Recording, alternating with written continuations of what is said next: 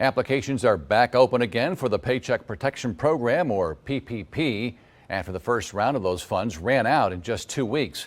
News 13's CAITLYN PENTER spoke with one SWANNANOA business owner who says this is her second time applying. Yeah, I spoke with one flower shop owner who says she didn't get that first round of PPP money. The Small Business Association says there are a lot of people like her. They said they processed 100,000 applications in the first day of the PPP being back. Again, with over almost 40,000 small businesses receiving $8 billion in the last round, we certainly hope we have as much as more in this second round here in North Carolina. The director of North Carolina's SBA says more money could be on the way to smaller businesses thanks to a condition in the new PPP, or Paycheck Protection Program. There is significant demand. We certainly think that the new guidance given for smaller asset banks will provide a broader base of participation. It's good news for businesses who feel like they were shut out of the first round, like the Asheville Florist and SWANNANOA flower shop. Being at the bottom of that totem pole, it's a long wait. Owner Terry DORLAN says this is her second time applying.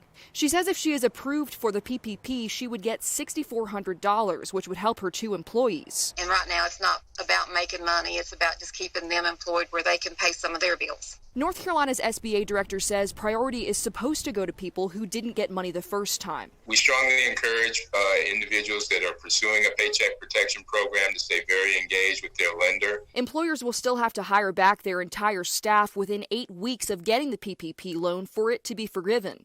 However, the director says there's no timetable for how long it's going to take for money to be dispersed. So it is a waiting game, but you have to just kind of put it out of your mind, I think, and just deal with business as it is and not expect it. For the first time, a mountain county is testing asymptomatic people for COVID-19. As News 13's Kimberly King shows us, the Haywood County Health Department is conducting a snapshot study testing frontline workers. Testing went on all day today, right on through 4 p.m.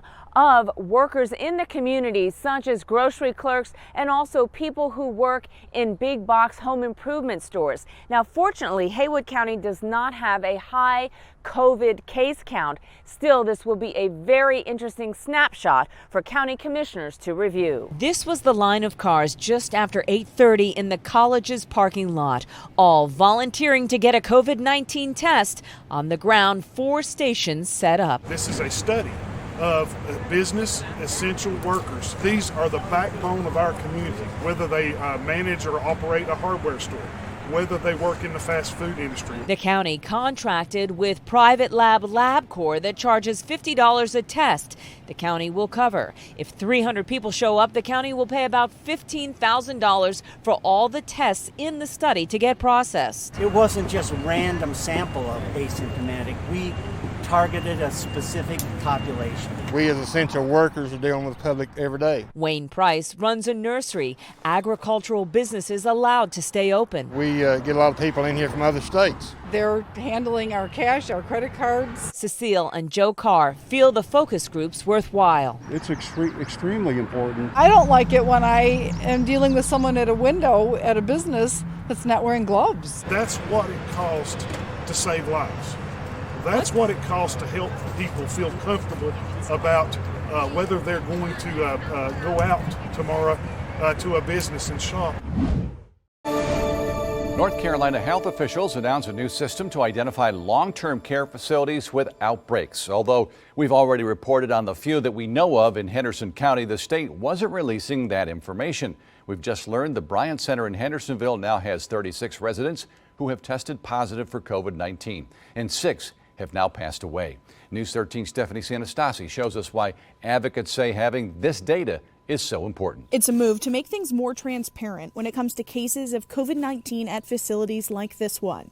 Family members have the right to know in case they needed to make a decision regarding possibly bringing a loved one home.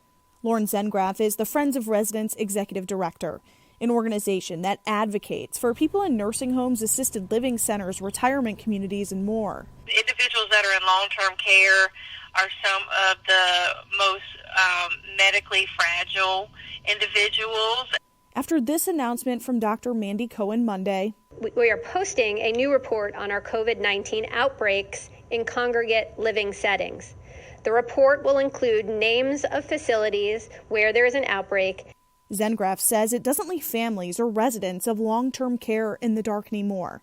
However, the list does not break down the outbreaks by residents and staff, so it's not always clear how many of each are infected. That's not a concern, though, for staff and families at one Henderson County facility right now. Today, our News 13 camera saw a van from the Bryan Center driving back and forth to the Blue Ridge Health and Rehabilitation Center where people were dropped off. Bryan Center is moving. They moved 5 residents over today, and 3 more are supposed to come tomorrow. Sources close to the situation making those claims, talking to us on the condition of anonymity.